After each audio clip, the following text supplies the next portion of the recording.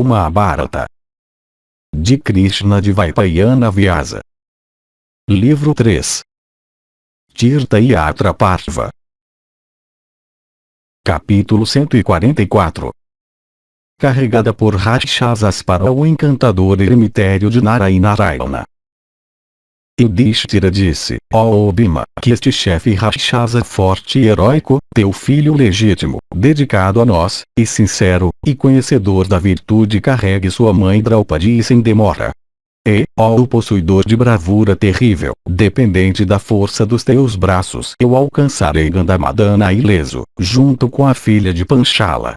Vaisampayana disse, ouvindo as palavras de seu irmão, aquele tigre entre homens, Bhimazena, ordenou seu filho, Ghatotkasha, repressor de inimigos, dizendo: ó filho invencível de Idinva, esta tua mãe está muito cansada. Tu és, além disso, forte e capaz de ir aonde quer que queiras. Portanto, ó viajante dos céus, carrega-a. Que a prosperidade te acompanhe. Levando-a em teus ombros, tu seguirás em nossa companhia, adotando um percurso não muito aéreo, para não deixá-la apreensiva. Nisto Ghatotkasha disse: mesmo sozinho eu sou capaz de carregar Yudhishthira o justo, e Daumya, e Krishna, e os gêmeos. É de admirar então que eu os carregue hoje, quando tenho outros para me ajudar. E, ó impecável, centenas de outros Rakshasas heroicos, capazes de se mover pelo céu e de assumir qualquer forma à vontade, juntos carregarão vocês todos com os Brahmanes. Vaisampayana disse, dizendo isso, Ghatotkasha carregou Krishna no meio dos Pandavas, e os outros Rakshasas também começaram a carregar os Pandavas. E em virtude de sua energia natural, Lomasa de resplendor incomparável se deslocou pelo caminho dos Siddhas, semelhante a um segundo sol. E, por ordem do Senhor dos Rakshasas, aqueles Rakshasas de destreza magnífica seguiram carregando todos os outros Brahmanes, e contemplando muitas florestas pitorescas. E eles foram em direção à gigantesca Jujubeira. E carregados pelos Rakshasas de grande velocidade que prosseguiam em um passo rápido, os heróis passaram rapidamente por caminhos muito longos, como se fossem curtos. E em seu caminho eles viram várias regiões apinhadas de povos mlechas, e contendo minas de diversas pedras preciosas. E eles também viram morros ricos em vários minerais, cheios de vidyadharas, habitados por todos os lados por macacos e kinnaras e kimpurushas, e gandharvas, e cheios de pavões, e chamaras, e símios, e rurus, e ursos, e gavaias, e búfalos, cruzados por uma rede de regatos, e habitados por várias aves e animais, e embelezados por elefantes, e abundando em árvores e aves embevecidas. Depois de terem assim passado por muitos países, e também pelos Uttarakuros, eles viram aquela principal das montanhas, Kailasa, contendo muitas maravilhas. E ao lado dela eles viram o eremitério de Narayanarayana, com árvores celestes, dando flores e frutas em todas as estações. E eles também contemplaram aquela bela jujubeira de tronco redondo. E ela era viçosa, e de sombra profunda, e de beleza excelente, e de folhagem espessa, macia e lisa, e saudável, tendo ramos gigantescos, amplamente espalhada, de brilho incomparável, e portando frutos maduros de bom gosto e sagrados, gotejando mel. E aquela árvore celeste era visitada por hostes de sábios poderosos, e era sempre habitada por várias aves enlouquecidas com vivacidade animal. E ela crescia em um local desprovido de mosquitos e moscardos, e cheio de frutas e raízes e água, e coberto de grama verde, e habitado pelos celestiais e os Gandharvas, e de superfície plana, e naturalmente sadio, e belo e tranquilo e de sensação delicada. Tendo alcançado aquela árvore junto com aqueles touros entre os Brahmanes, eles de grande alma desceram suavemente dos ombros dos Rakshasas. Então, em companhia daqueles touros entre os 2 vezes nascidos, os Pandavas contemplaram aquele retiro pitoresco presidido por Narayana, desprovido de escuridão, e sagrado, e intocado pelos raios solares, e livre daqueles embaraços, isto é, fome, e sede, calor e frio, e que removia toda a tristeza, e apinhado com hostes de sábios poderosos, e adornado com a graça procedente dos Vedas, Saman, Rish, Eliajos, e, ó o Rei, inacessível aos homens que renunciaram à religião, e embelezado com oferendas, e homás, e sagrado, e bem varrido e revestido, e brilhante por toda parte com oferendas de flores celestes, e coberto com altares de fogo sacrificial, e conchas vasos sagrados, e agraciado com grandes jarros de água e cestos, e o refúgio de todos os seres, e que ecoava com o canto dos Vedas, e celeste, e digno de ser habitado, e que removia a fadiga, e acompanhado por esplendor e de mérito incompreensível, e majestoso com qualidades divinas. E o eremitério era habitado por hostes de grandes sábios que subsistiam de frutas e raízes e tinham seus sentidos sob perfeito controle, e vestidos em camurças pretas, e refulgentes como o sol e Agni, e de almas magnificadas por ascetismo e concentrados na emancipação, e levando o modo de vida vanaprasta, e de sentidos subjugados, identificados com a alma suprema, e de grande ventura, e recitando hinos védicos. Então, tendo-se purificado e reprimido seus sentidos, aquele filho de Dharma, o inteligente Yudhishthira de energia excelente, acompanhado por seus irmãos, se aproximou daqueles sábios. E todos os grandes sábios, dotados de conhecimento sobrenatural, sabendo que Yudhishthira tinha chegado, o receberam alegremente. E aqueles sábios dedicados à recitação dos Vedas, e semelhantes ao próprio fogo, depois de terem concedido bênçãos a Yudhishthira, alegremente lhe conferiram recepção apropriada. E eles lhe deram água limpa e flores e raízes. E Yudhishthira o justo recebeu com respeito as coisas oferecidas com alegria para sua recepção pelos grandes sábios. E então, ó o impecável, o filho de Pandu junto com Krishna e seus irmãos, e milhares de brahmanes versados nos Vedas e nos Vedangas, entraram naquele eremitério sagrado, semelhante à residência de Sukra e agradavelmente com odores celestes e parecendo o próprio céu e cheio de beleza. Lá o virtuoso Yudhishthira viu o eremitério de Narayana, embelezado pelo Bhagirati e adorado pelos deuses e sábios celestes. E vendo aquele eremitério habitado pelos Brahmarshis e contendo frutos que gotejavam mel, os Pandavas ficaram cheios de alegria. E tendo chegado àquele local eles de grande alma começaram a morar com os Brahmanes. Contemplando lá o lago sagrado Vinda, e a montanha Mainaka, de topos dourados e habitada por várias espécies de aves, os magnânimos viveram felizmente com alegria.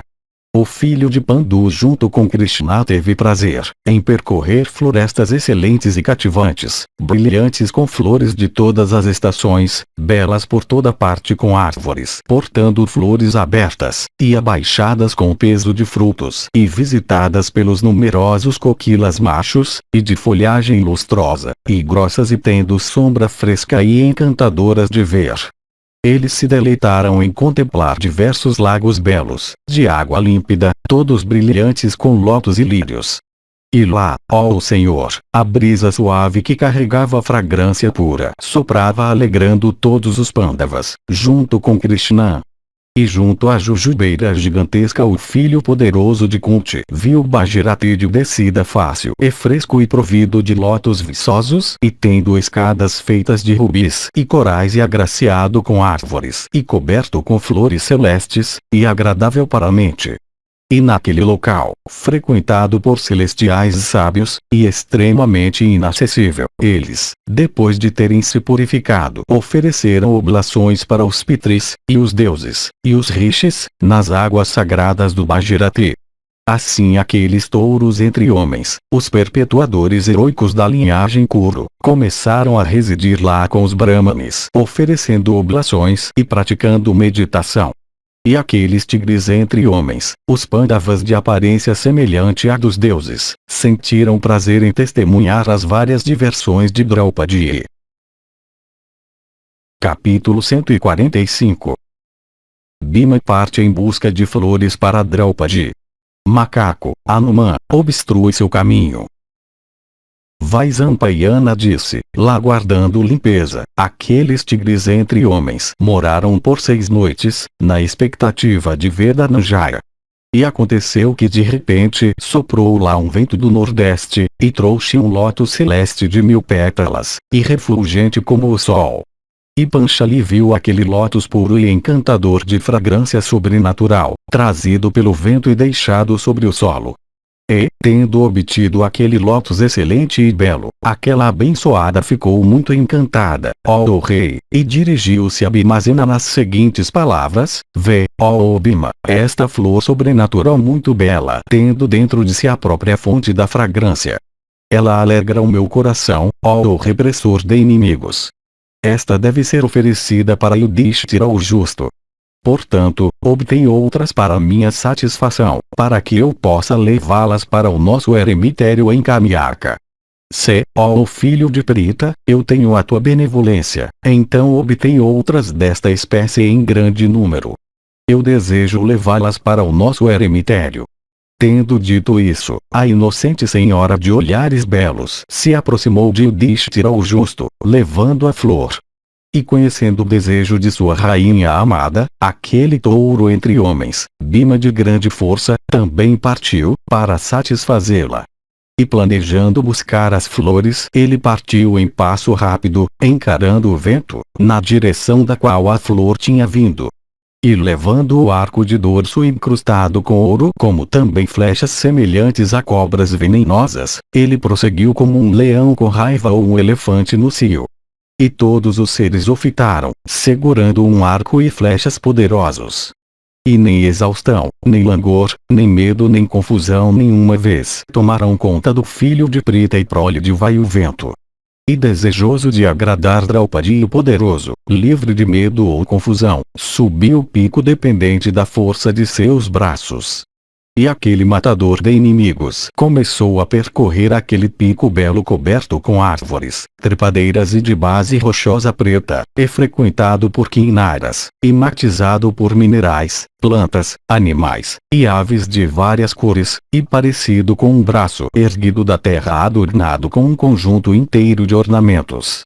E ele de bravura inigualável prosseguiu, fixando seu olhar nas ladeiras de Gandhamadana, belas com flores de todas as estações, e revolvendo vários pensamentos na mente e com seus ouvidos, olhos e mente fixos nos lugares que ressoavam com as notas de coquilas machos e com zumbido de abelhas pretas. E, como um elefante no cio vagueando louco em uma floresta, ele de grande bravura cheirou o odor raro proveniente das flores de todas as estações. E ele era abanado pela brisa fresca do Gandhamadana, carregando os perfumes de várias flores e refrescante como o toque de um pai. Após sua fadiga ser removida, os pelos do seu corpo se arrepiaram. E nesse estado aquele repressor de inimigos em busca das flores começou a examinar toda a montanha, habitada por Yakshas e Gandharvas e celestiais e Brahmarshis. E tocado pelas folhas da árvore Saptashada, coberto com minerais frescos vermelhos, pretos e brancos, ele parecia como se estivesse enfeitado, com linhas de unguentos sagrados, desenhadas por dedos. E com nuvens se espalhando em seus lados a montanha parecia dançar com asas estendidas. E por causa das águas escoando de fontes ela parecia estar enfeitada com colares de pérolas. E ela continha cavernas e arvoredos e cascatas e grutas pitorescas. E lá havia pavões excelentes dançando ao tilintar dos braceletes das apsaras. E sua superfície rochosa estava desgastada pelas pontas das presas dos elefantes que presidiam os pontos cardeais. E com as águas dos rios caindo sobre a terra a montanha parecia como se suas roupas estivessem sendo afrouxadas. E aquele gracioso filho do deus do vento galhofeiramente e alegremente seguiu em frente, empurrando para longe por sua força inúmeras trepadeiras entrelaçadas. E veados o fitaram em curiosidade, com grama em suas bocas. E não tendo sentido medo nenhuma vez antes, eles não ficaram alarmados, e não fugiram. E estando empenhado em realizar o desejo de sua amada, o filho jovem de Pandu, robusto e de esplendor semelhante ao do ouro, e tendo um corpo forte como um leão, e andando como um elefante furioso, e possuindo a força de um elefante furioso, e tendo olhos acobreados semelhantes aos de um elefante enfurecido, e capaz de controlar um elefante furioso, começou a percorrer os lados românticos de Gandhamadana com seus olhos belos erguidos, e expondo por assim dizer um novo tipo de beleza. E as esposas dos Yakshas e Gandharvas, sentadas invisíveis ao lado de seus maridos o fitaram, virando seus rostos com vários movimentos. Concentrado em satisfazer Draupadi exilada nas florestas, quando ele estava percorrendo o belo Gandhamadana, ele lembrou-se das muitas e várias aflições causadas por Duryodhana. E ele pensou, agora que Arjuna permanece no céu e que eu também saí para obter as flores, o que o nosso irmão Yudhishthira fará no momento? Certamente, por afeição e duvidando de sua destreza, aquele principal dos homens, Yudhishthira, não deixará Nakula e Sahadeva virem à nossa procura. Como, além disso, eu posso obter as flores logo? Pensando assim, aquele tigre entre homens prosseguiu com toda a velocidade como o rei das aves, sua mente e vista fixas na face encantadora da montanha. E tendo como mantimentos na viagem as palavras de Draupadi, o filho poderoso de Pandu, Vrikudara, Bhima, dotado da força e da rapidez do vento, com sua mente e vista fixas nas ladeiras floridas da montanha, prosseguiu rapidamente, fazendo a terra tremer com seus passos, assim como um furacão no equinócio, e assustando manadas de elefantes, e oprimindo leões e tigres veados e arrancando e despedaçando árvores grandes, e removendo para longe à força as plantas e trepadeiras, como um elefante subindo cada vez mais alto, o topo de uma montanha, e rugindo ferozmente, assim como uma nuvem acompanhada de trovão. E, despertados por aquele rugido poderoso de Bhima, tigres saíram de suas tocas, enquanto outros caminhantes da floresta se esconderam. E as aves dos céus ergueram-se em seu voo assustadas. E rebanhos de veados fugiram rapidamente. E as aves deixaram as árvores e fugiram. E leões abandonaram as tocas. E os leões poderosos foram despertados de seu sono. E os búfalos olharam. E os elefantes apavorados, deixando aquela floresta, correram para florestas mais extensas acompanhados por suas fêmeas. E os javalis e os veados, e os leões e os búfalos, e os tigres e os chacais, e os gavaias da floresta começaram a gritar em manadas. E os gansos rosados, e as galinholas e os patos, e os carandavas e os plavas, e os papagaios e os coquilas machos, e as garças em confusão fugiram em todas as direções, enquanto alguns elefantes orgulhosos, incitados por seus companheiros, como também alguns leões e elefantes com raiva, se lançaram sobre Bhimazena. E como eles estavam profundamente perturbados por causa do medo, esses animais ferozes, soltando urina e excrementos, davam gritos altos com bocas escancaradas. Então o ilustre e gracioso filho do deus do vento, o poderoso Pandava, dependente da força de seus braços, começou a matar um elefante com outro elefante e um leão com outro leão, enquanto liquidava os outros com bofetadas. E ao serem atingidos por Bhima os leões e os tigres e os leopardos apavorados davam gritos altos e soltavam urina e excrementos. E depois de tê-los destruído o filho belo de Pandu, possuidor de força imensa, entrou na floresta, fazendo todos os lados ressoarem com seus gritos. E então ele de braços longos viu nas ladeiras de Gandhamadana uma bela bananeira que se espalhava por muitos yojanas. E, semelhante a um leão furioso, ele de grande força seguiu a toda velocidade em direção àquela árvore, derrubando várias plantas. E aquele mais notável dos homens fortes, Bhima, arrancando inúmeros troncos da bananeira iguais em altura a muitas palmeiras colocadas umas sobre as outras, jogou-as para todos os lados com força. E ele, poderosíssimo, altivo como um leão macho, emitiu gritos. E então ele enfrentou incontáveis animais de tamanho gigantesco, e veados, e macacos, e leões, e búfalos, e animais aquáticos. E com os gritos desses, e com os gritos de Bhima, até os animais e aves que estavam em partes distantes da floresta ficaram todos assustados. E ouvindo aqueles gritos de animais e aves, miríades de aves aquáticas de repente ergueram-se asas molhadas. E vendo aquelas aves aquáticas, aquele touro entre os baratas foi naquela direção e viu um lago vasto e fabuloso.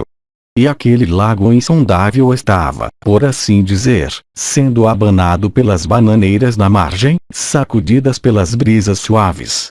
Imediatamente descendo ao lago rico em lírios e lótus, ele começou a se divertir vigorosamente como um poderoso elefante enlouquecido. Tendo se divertido lá dessa maneira por um longo tempo, ele de esplendor incomensurável subiu, para penetrar com velocidade naquela floresta cheia de árvores. Então o Pandava soprou com toda a sua força a sua concha de som alto. E batendo em seus braços com suas mãos, o poderoso Bhima fez todos os pontos de céu ressoarem. E enchidas com os sons da concha, e com os gritos de Bhimazena, e também com os estrondos produzidos pelos golpes dos seus braços, parecia que as cavernas da montanha estavam rugindo. E ouvindo aqueles sons de golpes de braços, semelhantes ao estrondo do trovão, os leões que estavam dormindo nas cavernas proferiram uivos poderosos. E estando apavorados pelos gritos dos leões, os elefantes, ó Bharata, deram rugidos tremendos, os quais encheram a montanha. E ouvindo aqueles sons emitidos, e conhecendo também Bhimazena como sendo seu irmão, o macaco Hanuman, o chefe dos macacos, com o objetivo de fazer o bem para Bhima, obstruiu o caminho que levava ao céu. E pensando que ele Bhima não deveria passar por aquele caminho, Hanuman deitou-se de lado no atalho estreito, embelezado por bananeiras, obstruindo pela segurança de Bhima. Com o objetivo que Bhima não pudesse obter maldição ou derrota, por entrar na floresta de bananeiras, o macaco Hanuman de corpo enorme deitou-se em meio às bananeiras, sendo dominado pela sonolência. E ele começou a bocejar, chicoteando seu rabo comprido, erguido como o poste consagrado a Indra, e ressoando como o trovão. E por todos os lados em volta às montanhas, pelas bocas das cavernas, emitiram aqueles sons em eco, como uma vaca mugindo. E como ela estava sendo sacudida pelos estrondos produzidos pelo chicoteio do rabo, a montanha com seus topos tremendo começou a cair em pedaços ao redor. E, vencendo aquele rugido de elefantes loucos, os sons do seu rabo se espalharam pelas diversas ladeiras da montanha. Ao ouvir esses sons, os pelos do corpo de Bhima se arrepiaram, e ele começou a percorrer aquela floresta de bananeiras à procura daqueles sons. E ele, de braços poderosos, viu o chefe dos macacos na floresta de bananeiras, sobre uma base rochosa elevada. E ele era difícil de ser olhado, assim como o relâmpago, e de cor acobreada como a do relâmpago, e dotado da voz do relâmpago, e de movimento rápido como o relâmpago, e tendo seu pescoço curto robusto sustentado sobre seus ombros, e com sua cintura fina por causa da corpulência de seus ombros. E seu rabo coberto com pelo comprido, e um pouco dobrado na ponta, estava erguido como um estandarte. E Bhima viu a cabeça de Hanuman provida de lábios pequenos, e rosto e língua acobreados, e orelhas vermelhas, e olhos vivos, incisivos brancos expostos de pontas afiadas. E sua cabeça era semelhante à lua brilhante, adornada com dentes brancos dentro da boca, e com juba espalhada por cima, parecendo uma pilha de flores azoka. E no meio das bananeiras douradas, ele de refulgência excelente estava deitado como um fogo ardente, com seu corpo radiante. E aquele matador de inimigos estava lançando olhares com seus olhos avermelhados pela embriaguez. E o inteligente Bhima viu aquele poderoso chefe dos macacos, de corpo enorme, deitado como o Himalaia, obstruindo o caminho do céu. E vendo sozinho naquela floresta imensa, o atlético Bhima impávido, de braços longos, aproximou-se dele com passos rápidos, e proferiu um grito alto parecido com um trovão. E aquele grito de Bhima os animais e aves ficaram todos alarmados. O poderoso Hanuman, no entanto, abrindo seus olhos parcialmente, olhou para Bhima com desconsideração, com olhos avermelhados pela embriaguez. E então, dirigindo-se a ele sorridente, Hanuman disse as seguintes palavras: indisposto como eu estou, eu estava dormindo docemente. Por que tu me acordaste? Tu deves demonstrar bondade para com todas as criaturas, porque tu tens racionalidade. Pertencendo à espécie animal, nós somos ignorantes da virtude. Mas sendo dotados de raciocínio, os homens demonstram bondade para com as criaturas. Por que então pessoas racionais como tu se envolvem em ações que contaminam, igualmente corpo, fala, e coração, e destrutivas de virtude? Tu não sabes o que é virtude, nem tens recebido o conselho dos sábios. E portanto é por ignorância e infantilidade que tu destróis os animais inferiores. Dize quem és tu, e por que tu vieste à floresta desprovida de humanidade e seres humanos. E, ó o principal dos homens, dize também para onde tu vais hoje. Mais adiante é impossível prosseguir. Além as colinas são inacessíveis. Ó o herói, salvo a passagem obtida pela prática de ascetismo, não há passagem para aquele local. Este é o caminho dos celestiais, ele é sempre intransponível para os mortais. Por bondade, ó o herói, eu te desaconselho. Ouve as minhas palavras. Tu não podes ir mais além deste lugar. Portanto, ó o Senhor, desiste. Ó o chefe de homens, hoje da mesma maneira tu és bem-vindo a este local. Se tu achares apropriado aceitar as minhas palavras, então, ó o melhor dos homens, descansa aqui, compartilhando de frutas e raízes, doces como ambrosia, e não te destruas por nada.